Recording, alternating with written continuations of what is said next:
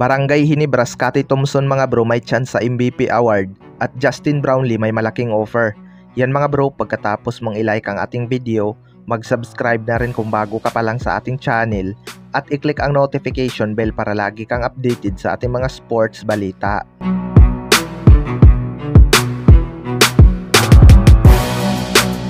So malapit na nga magsimula ang awarding mga bro, kung saan isa sa mga pinaka-inaabangan ay kung sino ang tatanghaling season MVP. Apat nga ang pinagpipilian na pinangunahan ni Jonmar Fajardo sa statistical points, na sinunda naman ang kanyang teammate na si CJ Perez mga bro. Ang reigning MVP naman na si Scottie Thompson ay nasa pangatlong pwesto, na sinunda naman ang kanyang teammate na si Christian Sternhardinger. Maraming ang naniniwala na kayang makuha ni Scottie Thompson ang kanyang second season MVP mga bro kapag nanalo siya sa media at player vote.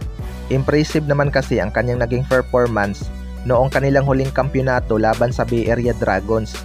Pero si Sistan nga ang nakakuha ng finals MVP dahil maganda din ang contribution nito. Sa kabilang banda naman mga bro, Justin Brownlee may malaking offer. Bago yan mga bro, ipapakilala ko muna sa inyo ang number 1 betting site na 1xBet. Dito ay pwede kang tumaya sa kahit anong sports, lalo na sa PBA at NBA.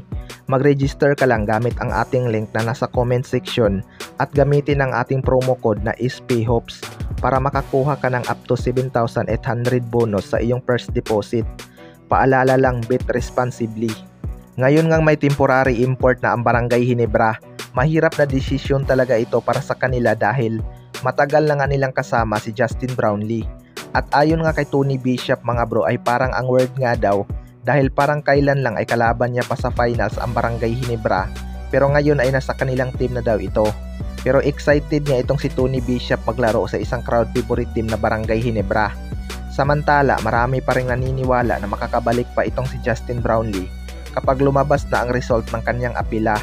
Pero may mga usap-usapan nga mga bro na may malaking offer nga daw itong si Justin Brownlee sa Japan B-League. Well, hindi naman talaga malabong may magkaka-interest dito kay Justin Brownlee mga bro, kahit nagkakaedad na ito.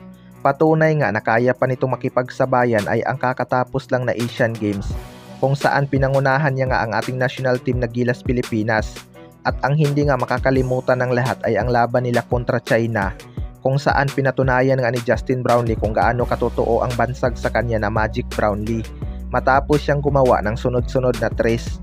Pero kung may offer man ito sa Japan B-League, malabo pa sa sabaw ng pusit na papayag itong si Justin Brownlee dahil Barangay Ginebra lang talaga ang kanyang gustong paglaruan ngayon. Kaya titingnan na lang natin. Kayo mga bro, ano masasabi nyo tungkol dito?